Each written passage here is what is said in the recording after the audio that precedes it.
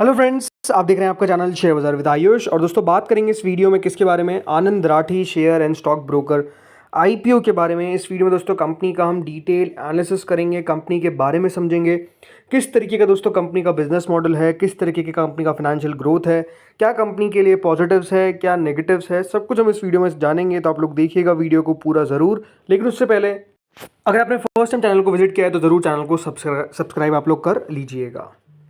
दोस्तों, आनंद राठी 23 सितंबर से 25 सितंबर के बीच में नया मेन बोर्ड आईपीओ आने वाला है। ₹5 की दोस्तों इस आईपीओ की फेस वैल्यू है। 393 से 414 का प्राइस बैंड है। 36 शेयर का लॉट साइज है। पूरा का पूरा फ्रेश इशू है 745 करोड़ का। तो याद रखिएगा, दोनों एक्सचेंजेस पे ये लिस्ट होगा, चाहे वो बीएसई हो या फिर एनएसई। सो आनंद राठी स्टॉक ब्रोकर्स है क्या? सो ये कंपनी 1991 में शुरू हो गई थी और कंपनी का जो कारोबार है वो है फुल सर्विस ब्रोकिंग कंपनी का। मतलब ये एक प्योर ब्रोकिंग कंपनी है। कंपनी जो है वो आनंद राठी ग्रुप की एक पार्ट है। अगर आप देखेंगे, पहले भी एक कंपनी लिस्ट हो चुकी है आनंद राठी की, और अब ये दूसरी कंपनी है जो आपको लिस्ट होती हुई नजर आएगी। जो कंपनी है वो प्रोवाइड करती है broking services, margin trading, financial product distribution under the Anand Rathi brand. और कंपनी ऑफर करती है investment options in equity, derivatives, commodities and currency markets to their clients. 31 March 2025 के हिसाब से दोस्तों 84.36% ऑफ द कंपनी के जो एक्टिव क्लाइंट्स हैं वो 30 साल से ऊपर आपको देखने को मिलते हैं। 3 डेकेड्स का कंपनी को एक्सपीरियंस नज़र आ जाता है। कंपनी डाइवर्स ऑफर करती है, मतलब डेफिनेटली ऐसा नहीं है कि सिर्फ एक ही चीज़ पे है। इक्विटी, डेरिवेटिव है, कमोडिटी है। इसके अलावा कंपनी, याद रखिएगा, आपको ब्रोकिंग सर्विसेज के अलावा मार्जिन ट्रेडिंग की अलग सी फैसिलिटी प्रोवाइड करती है। राइट, तो ये सारी चीज़ें जो है वो कंपनी अपने आप को दिखाती है किस तरीके से वो वेल पोजिशन है फॉर द ग्रोथ। कंपनी के एज ऑफ नाउ यानी 31 मार्च 2025 के हिसाब से करीबन 90 ब्रांचेज है, 1125 ऑथराइज्ड एजेंट्स है across 290 cities and online platforms है। इसके अलावा कंपनी अपने क्लाइंट्स को सर्व करती है in tier 1, tier 2 and tier 3 cities. Company की अगर सर्विसेज देखेंगे तो देखिए, कंपनी का पहला जो सबसे इंपॉर्टेंट बिजनेस एस्पेक्ट है वो है ब्रोकिंग का। Right, company broking services provide करती है to retail, HNIs, ultra HNIs और इसके अलावा institutions across equity, derivative, commodity and currency markets, ताकि through their branches, authorise agents और डिजिटल प्लेटफॉर्म। दूसरा है कंपनी का एमटीएफ यानी मार्जिन ट्रेडिंग फैसिलिटी।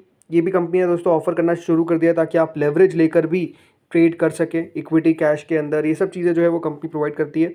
तीसरा, distribution of investment products. Right, company दोस्तों थर्ड पार्टी फाइनेंशियल प्रोडक्ट्स को डिस्ट्रीब्यूट करती है, जिसमें म्यूचुअल फंड्स, एआईएफ्स यानी alternative investment funds, FDs, bonds, portfolio management services, ये सब चीज़ें भी कंपनी, याद रखिएगा, ऑफर करती है। कंपनी ने बताया कि कंपनी के पास करेंटली 2082 परमानेंट एम्प्लॉयज़ आपको देखने को मिल जाता है। थोड़ा सा कंपनी के बिजनेस मॉडल को और समझते हैं। देखिए, कंपनी का जैसे मैंने बताया नेटवर्क कुछ इस प्रकार से कि कंपनी के पास 90 ब्रांचेस है अक्रॉस 54 सिटीज़। राइट, अब डिजिटल प्रेजेंस की बात करते हैं। जो कंपनी है दोस्तों, उसने अपना डिजिटल इकोसिस्टम काफ़ी मजबूत कर लिया। अगर आप देखेंगे जिस तरीके से लगातार डिजिटली ये पूरा सेगमेंट ग्रो किया है, नो डाउट। अगर आप देखेंगे जो जैसे एग्जांपल जीरोधा का अगर आप देखेंगे, ग्रो का देखेंगे, राइट, ये सब चीज़ें ग्रो कैसे करी, बिकॉज उसके पीछे का रीज़न है कि इसको डिजिटलाइज किया गया। राइट, जो अपने आप में पहले बहुत हेफ्टी प्रोसेस हुआ करती थी उसको बहुत स्मूथ किया गया। इसीलिए अगर आप कंपनी को देखेंगे तो इसने भी काफ़ी काम किया इनके platforms like trade movie, AR invest, MF client और ट्रेड एक्सप्रेस। ये ताकि ये सारे जो प्लेटफॉर्म्स हैं ये काफ़ी ईजी बना देते हैं क्लाइंट्स को, ताकि वो इनके एडवाइजरी और ट्रेडिंग सर्विसेज यूज़ कर सके। कंपनी का क्लाइंट बेस अगर आप देखेंगे तो 2,21,510 एक्टिव क्लाइंट्स आपको देखने को मिल जाते हैं। और जैसा मैंने बताया 84% जो है वो 30 साल से ऊपर है। इसके अलावा चौथा, जो इनका एसेट अंडर कस्टडी है वो है करीबन 60,823.97 करोड़। ये कंपनी का टोटल अगर आप देखेंगे इनका एसेट अंडर कस्टडी है। एम्प्लॉयज़ कंपनी के पास अगर आप टोटल वर्कफोर्स अभी देखेंगे तो जैसा मैंने बताया 2082 एम्प्लॉयज़ आपको देखने को मिल जाते हैं। इसकी खास बात क्या है दोस्तों कि आनंद राठी का पूरे ओवरऑल अगर आप देखेंगे कंपनी सबको देख ले तो उसमें सबसे ज़्यादा अगर ARPC यानी एवरेज रेवेन्यू पर क्लाइंट है तो वो आनंद राठी का है। करीबन 29,347 देखने को मिला इन FY20। ये याद रखिएगा, FY25 ये हाईएस्ट है अमॉन्ग ऑल द पीओस। और 58.91% ऑफ द क्लाइंट्स जो है वो, याद रखिएगा, कंपनी के साथ रहे हैं पिछले मोर देन 3 ईयर्स से, और 44% से ज़्यादा पिछले 5 सालों से। तो आप दिखा सकते हैं कि जो इनके क्लाइंट्स होते हैं वो इनसे स्टिक करते हैं, ऐसा नहीं कि बार बार अलग अलग जगह जा रहे हैं। अब दोस्तों थोड़ा सा कंपनी के फाइनेंशियल परफॉर्मेंस को समझते हैं कि कंपनी का किस तरीके से रेवेन्यू जनरेट होता है। तो ये दोस्तों कंपनी का सेगमेंट वाइज रेवेन्यू है। और अगर आप देखेंगे FY23, FY24, 25 के अंदर सबसे शुरुआत की गई है ब्रोकिंग सेगमेंट से।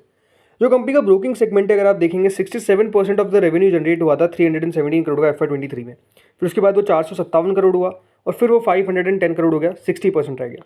लेकिन स्टिल रेवेन्यू अगर आप देखेंगे ब्रोकिंग का लगातार ग्रो करता गया है और FY 23 से 25 के बीच में जो CAGR है वो ऑलमोस्ट 26.82% की है। फिर आते हैं दूसरी चीज़ पे जो है नॉन ब्रोकिंग सेगमेंट। इसका रेवेन्यू अगर आप देखेंगे लगातार बढ़ता हुआ दिखा है। 104 करोड़ का रेवेन्यू था, फिर 132 करोड़ का हुआ और फिर 192 करोड़ का हो गया। 22% याद रखिएगा कंट्रीब्यूट करने लग गया, जो ओवरऑल पहले बीच में 19% हो गया था। लेकिन इसका जो ग्रोथ का CAGR है, मतलब ओवरऑल देखेंगे आप तो 35% से ज़्यादा है। वही अदर इनकम अगर आप देखेंगे, other income 45 crore, 91 crore, then 142 crore, 78% का कैगर है, 16.89%।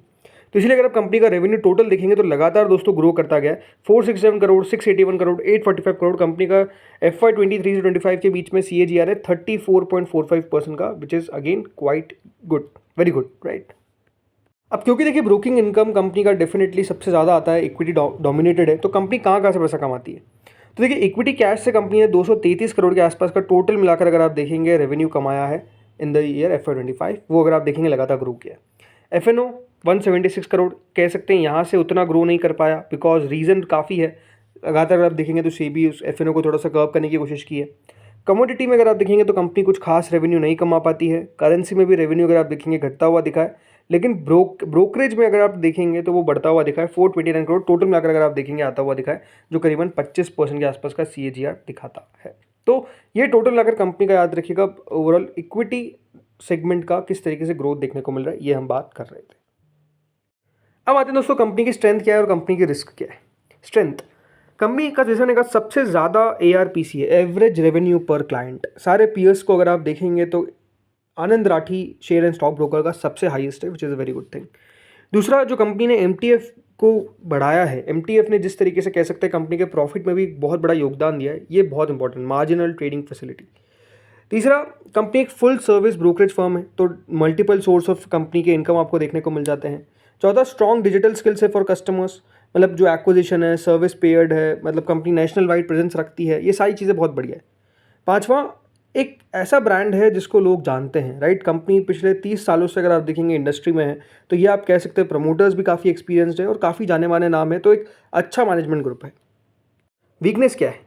वीकनेस पहला तो यही हो सकता है कि दोस्तों हमेशा रिस्क रहेगा रेगुलेशंस का और कंप्लायंस का, ये हमेशा रहता है।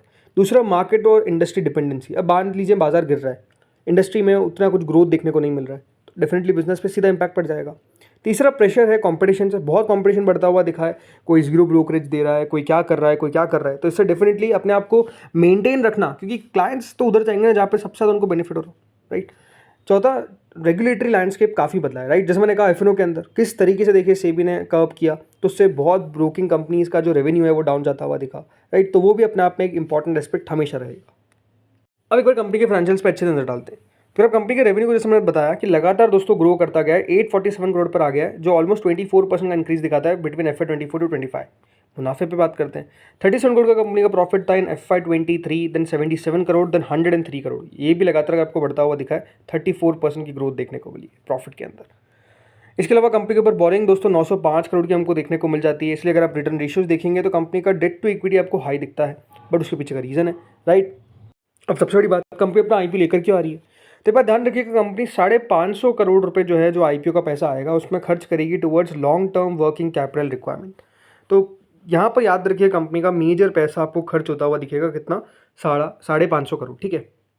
अब आते हैं वैल्यूएशन पे, तो देखिए कंपनी अपना IPO लेकर आ रही है at a price earning of 25.06। अब इसी सेगमेंट में अगर आप दूसरी कंपनीज को देखेंगे, लाइक मोतीलाल ओसवाल 20 की पी पे मिलता है, IIFL कैपिटल 13 की पी पे मिलता है, जियोजीत 11 की पी पे मिलता है, तो एंजल वन 17 की पी पे मिलता है, राइट। आई थिंक वैल्यूएशन को लेकर कंपनी को थोड़ा सा और नीचे अपना IPO लेकर आना चाहिए था। आई थिंक अगर आप इस इंडस्ट्री में देखेंगे तो कंपनी स्ट्रेट अराउंड 17 से 20 की पी के आसपास ट्रेड करती है, राइट। तो थोड़ा सा वैल्यूएशन आप कह सकते हैं कि यहाँ पर कंपनी ने हायर साइड पे रख दिया, उसको नीचे लेकर आना चाहिए था। आई थिंक वो होता तो बेटर होता, बट ओवरऑल मेरे से देखिए कंपनी अपना पे बढ़िया है, ग्रोथ लगातार देखने को मिल रही है। जिस तरीके से अगर आप पूरा ब्रोकिंग इंडस्ट्री देखेंगे या फिर पूरा स्टॉक मार्केट को देखेंगे, तो जिस तरीके से ग्रो करता हुआ देखने को मिला है, ये है कि हाँ आगे चलकर भी दोस्तों काफ़ी लोग आपको इसमें आते हुए दिखेंगे, तो उससे रेवेन्यू क्लाइंट बढ़ता हुआ नजर आएगा, ये अपने आप में बढ़िया है। बट हाँ, वैल्यूएशंस को लेकर आप कह सकते हैं थोड़ा सा कंपनी ने वैल्यूएशन ट्रिकी रख दिया, इसीलिए दोस्तों जो जीएमपी वहाँ पर भी गिरावट देखने को मिली है। करेंटली 24 रुपीज़ पे जीएमपी चल रही है, जो 70 रुपीज़ तक गई थी, तो वो सीधा 16 से 5-6% पर आ चुकी है। तो ग्रे मार्केट में भी गिरावट देखने को मिली है। अब देखते हैं होता क्या है। बट अगेन कंपनी अच्छी है, वैल्यूएशन आप कह सकते हैं थोड़ी सी महंगी ज़रूर लगी है। तो देखते हैं अब होता क्या है, किस तरीके की एंकर बुक आती है, किस तरीके का सब्सक्रिप्शन मिलता है, वो तो आपको देखिए लगातार अपडेट मिलता रहेगा। इस वीडियो में इतना ही था। अगर आपको अच्छा लगा तो लाइक करिएगा, चैनल से पहली बार जुड़े सब्सक्राइब करिएगा। Thank you friends for watching this video.